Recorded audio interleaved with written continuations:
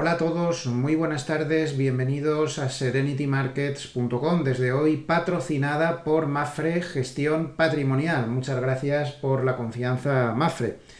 Les habla José Luis Cárpatos y esta es nuestra crónica de cierre de la sesión de hoy, lunes 13 de septiembre. Recordarles que sigue abierto el plazo de matrícula, ya queda poco porque va a empezar el máster el 15 de octubre.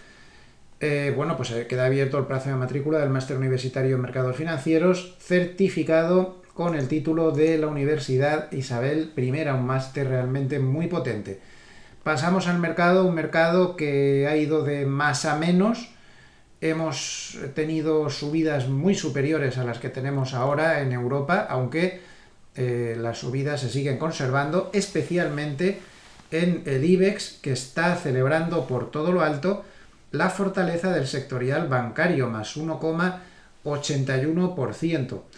Y es que en general hemos vuelto a ver salidas de dinero de algunas defensivas, no de todas, porque por ejemplo las utilities están subiendo el 1,73%, pero sí de algunas defensivas, como por ejemplo cuidados de la salud, 0,63%, y también de la tecnología, menos 0,62, hacia cíclicas, hacia las muy cíclicas, como automoción, más 1,79, bancos, más 1,79. En fin, vaya por delante que no hay ninguna buena noticia que indique que esta rotación pues se haya producido por algún factor macroeconómico. No hay nada de nada. Seguimos exactamente igual que el viernes, con la misma mala pinta macroeconómica que teníamos. Ahora lo comentamos. Vamos a terminar de repasar el tablero. En divisas tenemos al dólar ligeramente alcista, pero poca cosa. Está el dólar en los mínimos del día. Los bonos europeos han bajado un poquito, no mucho, y los bonos americanos están rebotando. Están muy laterales en los últimos días. Basta ver el gráfico del bono americano 10 años. Muy lateral. Ahí lo tienen. Una zona muy confusa, con la zona de la media de 200 como soporte. Y hoy pues han tenido subidas, la rentabilidad lleva ya muchos días pues oscilando en el entorno del 1,30 al 1,35. Hoy está como en el 1,32 y pico por ciento aproximadamente. En Wall Street hemos tenido una mañana europea con subidas bastante potentes, muy claras. De hecho, el S&P 500, como vemos, pues ha llegado a los 4,483. Pero en cuanto ha llegado la apertura, ya comentábamos en los vídeos matinales y en la crónica de apertura de Wall Street que la subida no estaba basada en nada. A mí me da un poco de rabia que cada día de subida la justificación que se está dando en la mayoría de medios es que se ha recuperado la confianza en la recuperación económica. Y el día que bajamos es que se ha perdido la confianza en la recuperación económica. A ver, eso no puede ser. No podemos tener una confianza que va y viene en la recuperación económica. Es totalmente irreal pensar que hoy estábamos subiendo esta mañana porque se haya recuperado la confianza en ninguna recuperación económica, teniendo como tenemos un panorama de esta inflación más claro que el agua.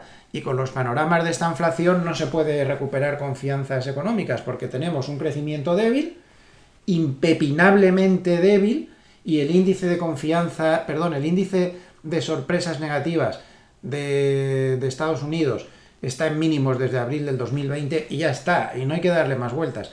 Y como segunda parte de la ecuación de este fenómeno de la estanflación, tenemos una inflación que pone los pelos de punta, y lo digo todos los días.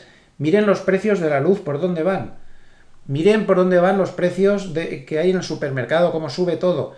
Véanse cualquier telediario, cómo toda la cadena de producción, toda esa economía circular está teniendo que subirse los precios los unos a los otros, y los consumidores pagándolos, claro, en esa economía circular, porque las estrecheces, los cuellos de botella, la escasez de materias primas y la burrada que estamos pagando por toda Europa con los precios de la luz, pues nos están apuntando a una inflación que de transitoria nada de nada. Y no se crean que eso de los precios de la luz es solo cosa nuestra. Hoy estaba viendo el gráfico de Alemania, de la marinera también, con los precios como que se han triplicado más o menos en cosa de año y medio o algo así. Bueno, pues esto es lo que hay, el panorama macro sigue siendo claramente negativo, no busquemos eso como excusa y, sobre todo, tengamos en cuenta algo. Los bancos centrales tienen todos el mandato de la estabilidad de precios. Luego hay algunos que tienen algo más, como la Fed, que tiene el pleno empleo. Pero, por ejemplo, el BCE solo tiene la estabilidad de precios. La Reserva Federal también tiene la estabilidad de precios. Y el Banco de Inglaterra, y el Banco de Canadá, y el de Japón, todo el mundo. Bueno, el de Canadá no. El de Canadá tiene como objetivo el bienestar económico y financiero. Tiene un objetivo un tanto poético, pero en fin, se sobreentiende que esto también. ¿Qué quiero decir con esto? Los bancos centrales van a iniciar los tapering, aunque el crecimiento sea débil, cosa que saben perfectamente, porque la parte de la inflación les está poniendo los pelos como escarpias. Y Goldman ha dicho este fin de semana, yo creo que puede tener razón, si no antes de lo que están diciendo, ellos dan un 70% de posibilidades de que se inicie el tapering en diciembre, con el anuncio en noviembre, pero a mucha velocidad, un tapering muy rápido, que vaya descontando cada mes muchísimo dinero, para terminar a finales de junio. Y si el mercado ha vivido en todos estos años de la lluvia de liquidez, y le van a cortar la lluvia de liquidez, ¿de verdad eso no va a influir en nada? Bueno, ¿qué pasa? Que ante todo esto seguimos en un mercado que la mano débil compra y la mano fuerte vende. Y hoy en una encuesta de Deutsche Bank entre 525 profesionales, no particulares, institucionales, pues les ha salido en la encuesta que el 58% de estos institucionales esperan una caída del 5 al 10% de aquí a finales de año en las bolsas globales. ¿Eso qué quiere decir? Pues por ley de sentimiento contrario, si casi un 60% piensan que es eso lo que va a pasar, pues no va a pasar. Entonces, una de dos, o subiremos de aquí a fin de año, o si hay caída no será del 5 al 10% como esperan, sino el doble o más, que es lo que suele pasar por ley de sentimiento contrario. Yo cuando estoy en una postura y veo que mucha gente empieza a apuntarse, me da muchísimo miedo, porque empiezo a pensar que tengo que cambiar de postura. Esto de la ley del sentimiento contrario es como muy potente. ¿Quieren más candela para el tema de la inflación? Miren cómo está el petróleo. El oro no se ha movido mucho y el petróleo sube 1,25 hasta los $71. $71, lo cual causa que el sector petrolero y de gas pues esté subiendo 2,72. ¿Cómo no? ¿Cómo no? Hay que recordar que el precio del gas es lo que nos está fastidiando el precio de la luz. Hemos quitado las nucleares por temas ecologistas, todas estas historias, ¿y ahora qué? ¿Ahora qué? Ahora hay que echar, no es suficiente con energía eólica, con lo otro, con lo demás allá. Al final hay que consumir cosas contaminantes, se pagan unos derechos de esto de emisiones alucinantes, el precio del gas, en cuanto lo tocas, se te dispara el precio de la luz. Y el precio del gas ha doblado precios este año. En el mercado de futuros norteamericano, el precio del gas ha doblado los precios este año. Pues así está el sector, más 2,72%. Ahí lo tienen. La cesta de materias primas, pues lógicamente con esa subida del petróleo también se anima, más 0,41%, aunque el sectorial de materiales básicos, que ahí predominan más las mineras, pues está plano con subida del 0,07%. Pero les decía que quieren más candela para los precios, hablando del petróleo. Pues hoy Goldman ha dicho que el petróleo está preparado para otro subidón y Bank of America ha dicho que el petróleo podría llegar a $100 este mismo invierno. Ni les cuento eso de la inflación transitoria, como esté acertando Bank of America y el petróleo se vaya aquí. Si es que se va a liar la de Dios es Cristo en el tema de la inflación como haga eso el petróleo. Busquen un gráfico del petróleo y superpóngalo al gráfico del IPC de Europa, al gráfico del IPC de Estados Unidos, y verá qué sorpresa se lleva. Es que tiene una correlación históricamente, a lo mejor en los últimos años menos, pero históricamente tremenda. En cualquier caso, y desde el punto de vista técnico, el petróleo está a punto de romper, o lo está intentando, no es ni muchísimo menos seguro que lo consiga, la parte de la directriz bajista, del canal bajista en el que está metido en los últimos tiempos. Bueno, pues ese es el panorama macro que tenemos, así que lo que veíamos esta mañana era un rebote, pues los rebotes son normales en el mercado, pero de fondo los problemas siguen siendo los mismos, así que no es de extrañar que una buena parte de las ganancias se haya desvanecido a estas horas. El SP500 aún las conserva, más 0,28, mucho menos que antes, el Nasdaq incluso está en negativo, y el Russell también conserva una buena parte con 0,60%. Por cierto, Harnett recomendó pequeñas compañías de cara al proceso de esta inflación, por estudios históricos que tiene el Hechos. He recomendado largos de inflación, largos de calidad y también largos de Russell. Y también ha dado una recomendación sobre Japón. Y esta mañana hemos visto algunas recomendaciones de otros bancos que recomendaban Europa y Japón. ¿Yo qué quieren que les diga? Es lo que decía en el vídeo de media sesión. Estoy totalmente de acuerdo. Es que me parece que efectivamente los fundamentales de Europa y Japón están en mejores condiciones por los excesos de valoración que hay en Estados Unidos que el propio Wall Street. Pero ¿cuál es el problema? Que aún no se ha visto en la historia que precisamente si estamos pensando que hay que sobreponderar Europa contra Estados Unidos es porque pensamos que Estados Unidos puede dar un traspiés. Y es que si da un traspiés Estados Unidos, nos vamos detrás nosotros con el doble en Europa. Como siempre. Otra cosa, o sea, para que Europa pueda subir más que Estados Unidos, necesita que Estados Unidos suba despacio o que se quede plano o que baje un poco solo. Entonces a lo mejor sí, esa ecuación de sobrepondero Europa y contra Estados Unidos te sale bien. Pero como Estados Unidos se caiga, nosotros bajamos el doble. Por eso yo ese spread no lo voy a hacer nunca. Yo tengo unas posiciones en Europa moderadas y ahí están. Y me alegro. Pero de sustituir toda la posición de Estados Unidos por Europa, pues no. Por cierto, en el SP500 no tengo ninguna posición. La tengo en Nasdaq y Russell moderado. Yo es que no lo veo esto claro, como saben ya, desde hace bastante tiempo. La posición en Europa está sin tocar desde hace varios meses. Bueno, en medio de todo este lío muy difícil de analizar, vamos a añadirle más ingredientes que aún nos lo va a complicar más. Hoy empieza la semana grande de vencimiento de derivados. Pasado mañana tenemos vencimiento de las opciones del VIX, un VIX que, por cierto, hoy ha superado 20, a partir de 20 se considera ya una bolsa muy volátil. Y el día 17 tenemos el gran vencimiento, la cuádruple hora bruja, donde vence todo. Futuros, opciones, el 70% de la gama del mercado en derivados se evapora. Ahí es nada. ¿Qué les voy a contar? Este tipo de semanas son muy difíciles, muy volátiles, muy imprevisibles, hay muchos intereses en juego y cualquiera sabe aquí lo que puede pasar, así que lleven cuidado y no se fíen de nada ni de nadie. Además, hay que tener en cuenta que hoy una estadística que me ha gustado bastante, que el 56% de los valores del SP500 desde el 1 de mayo han corregido ya más de un 10%, el 56% de los valores, es decir, que estamos viendo un índice muy real. Realmente el índice es como si ya hubiera corregido algo, bastante.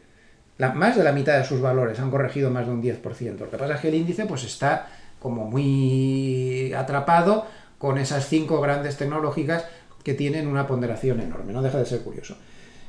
Al final, el mercado se mueve más por lo que no se ve, por esas cosas que los cuantitativos manejan también, que por las cosas clásicas, eso de la confianza, la recuperación de la economía y todas estas cosas. Al final el mercado se está moviendo más, como dijo magistralmente Goldman este fin de semana, él puso un decálogo de razones por las que el mercado estuvo débil la semana pasada y continúa débil en esta semana, y yo lo veo excelente el repaso que ha hecho. Sí que lo voy a resumir mucho, ya lo comenté mucho más amplio en el vídeo de las 4 claves de la semana.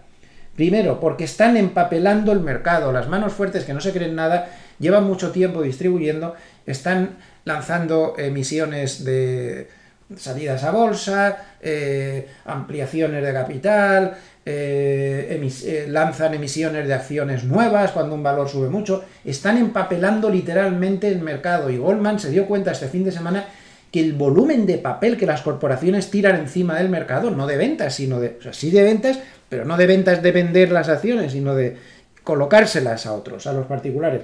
Emisiones, IPO, todo este rollo. Bueno, pues es récord. Es récord.